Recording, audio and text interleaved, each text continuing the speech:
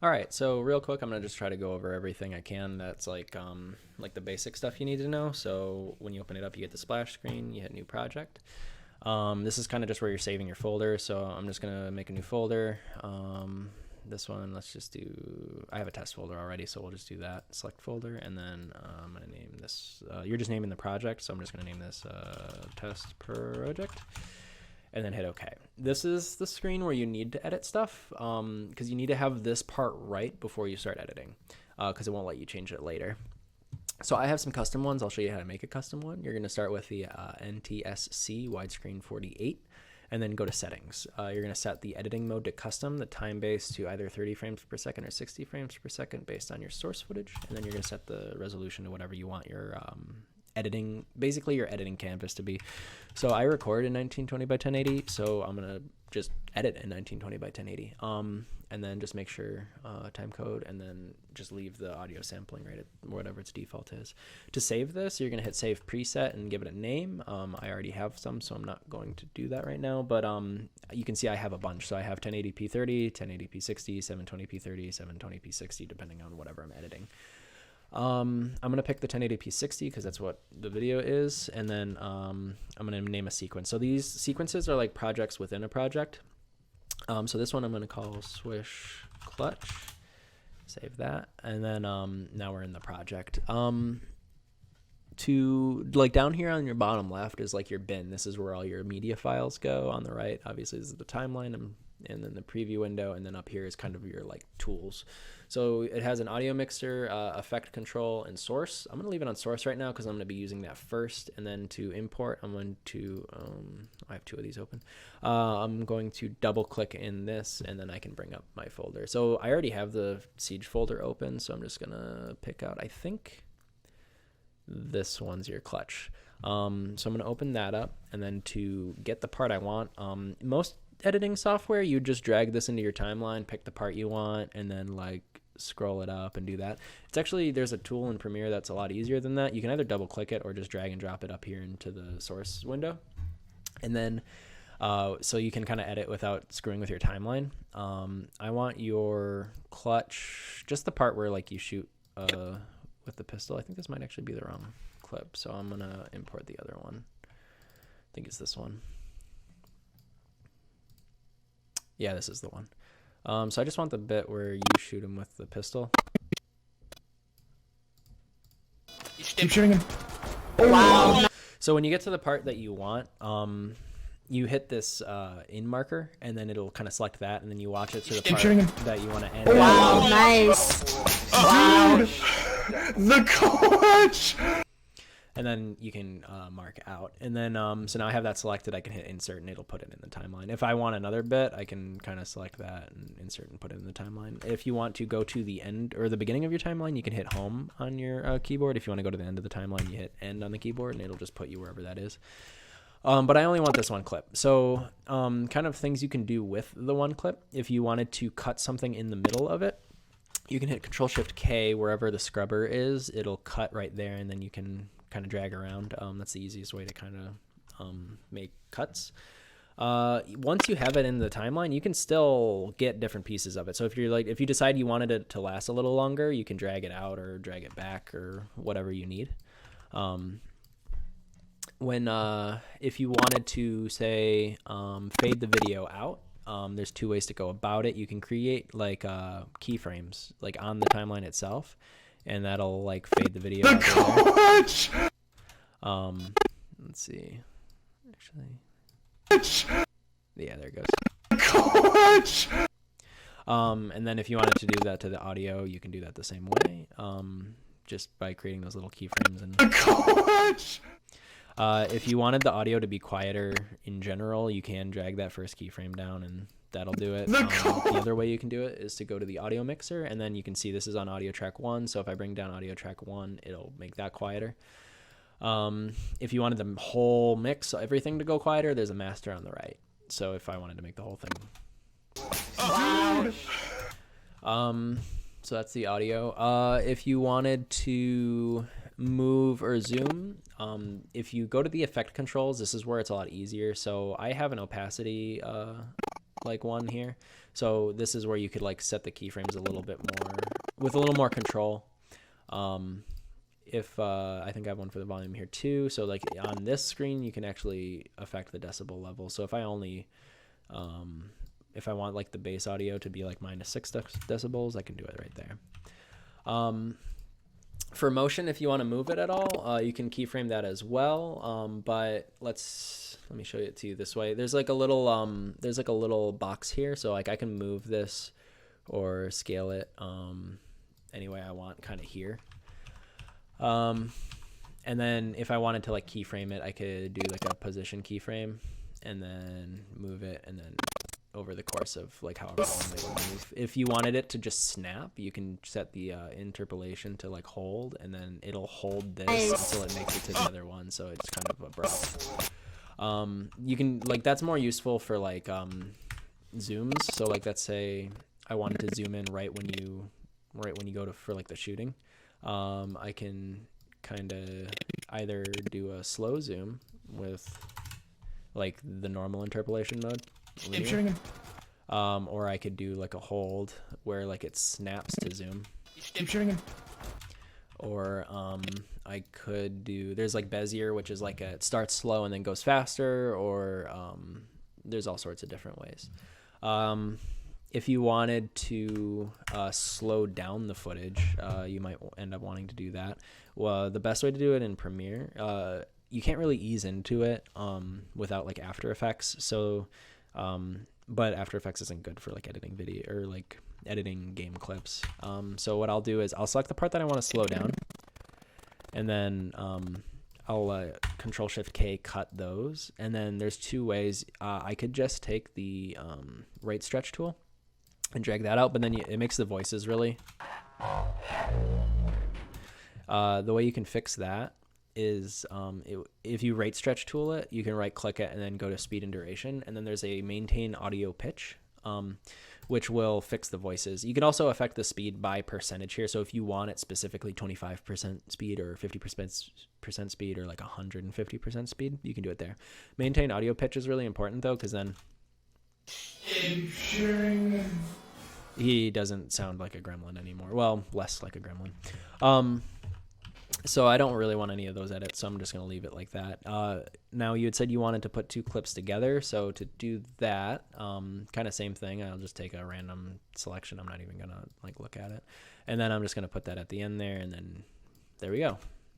The clutch! So that's how you can put two clips together. If you wanted to blend them together, you can put them like on different channels. So like the video has to go up, the audio has to go down. It's kind of weird how it like tiers like that, but I get that's just kind of how it works in Premiere. If I wanted it to like blend, I could do the same thing but opposite on this side. I can just make the opacity start there. Same with the audio down here. Put that at the bottom. And then, oh, there we go. And then now it'll transition into the other one. If you wanted to put like text on the screen, let's see, I'll start it right when you like win the round. You can do a new item down here and then do title. And then I'm just going to call this one text and leave the video settings default. That just makes it the same scale as the screen.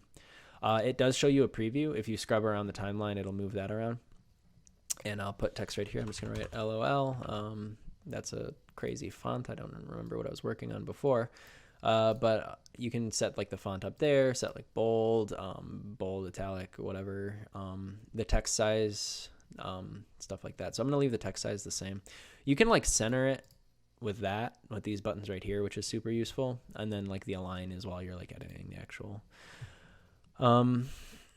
text. If you go down here, there is a outer strokes and like inner strokes or drop shadow or whatever you want with that. I usually go with outer strokes if it's something that isn't super visible, and I usually use like a 20 or 15 or whatever for the size. In this case, I think I'm going to use 20 because then it's a little closer to what the in-game like text is. And then I'm just going to drag that on top, and now it's wow. If I wanted to, I want to move it down a little bit. There's two ways I can do that. I can either edit it in in this and like bring it down a little bit and then center it again.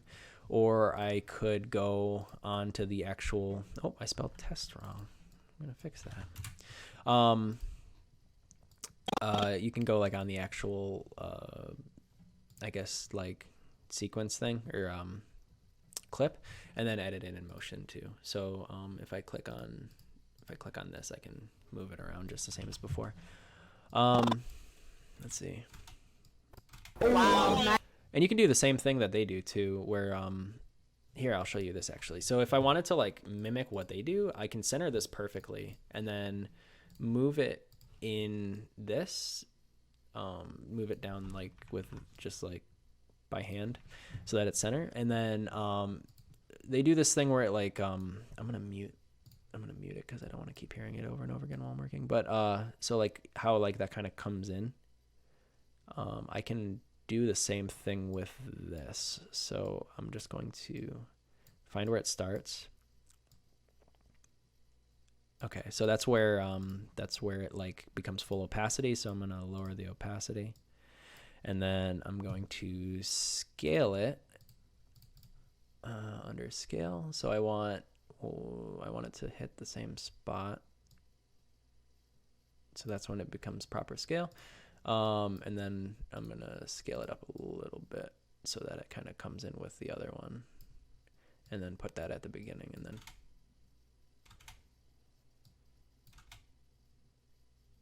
I guess I could have had it drop down, but you get the idea. That's a way you can kind of do like, you can like put text on or like mimic what's going on the screen. If I wanted to render this out, I would do like, you want to select the sequence that you're currently on. So I'm going to select that sequence, and then I'm going to hit File, Export, and then Media. And then on this screen, you're going to want to change the format to H.264. That's like an MP4 file. And then I have a preset for it. When I'm just doing it for, when I want to do it for like Discord, which I like a lower, like only 8 megabytes, I usually will pick like Android tablet 720p, and now it's like 4 megabytes. But if you're doing like for a normal video, you could go to say HD, where is it, 1080p 29, but you're going to want to switch the frame rate to 60, and then everything else should be fine. Just make sure you match the frame rate.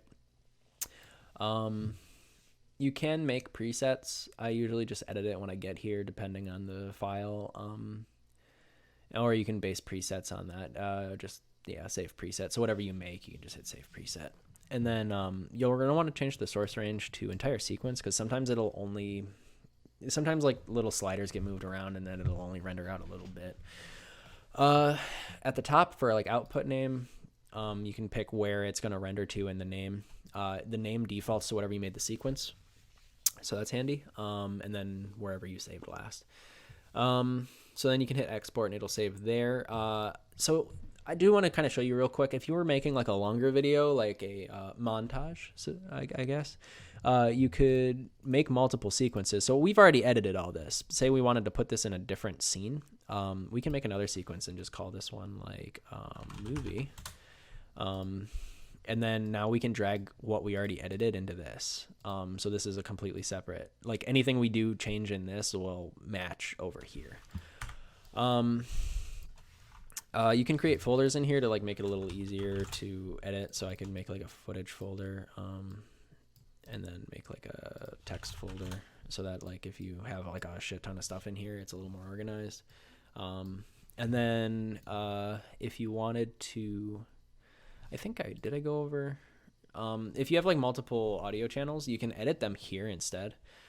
So like audio channel 1 matches with audio channel 1, audio channel 2 matches with audio channel 2, so you can kind of mess with that there. If you wanted to do some like color correction and like effects, you can go over to this effects tab, and then there's a video effects tab. Blur and sharpen is pretty useful. Color correction is very useful. Keying, that's like green screen. I don't know if you'll ever get a chance to like mess with that, but it's pretty funny in game footage if you do it.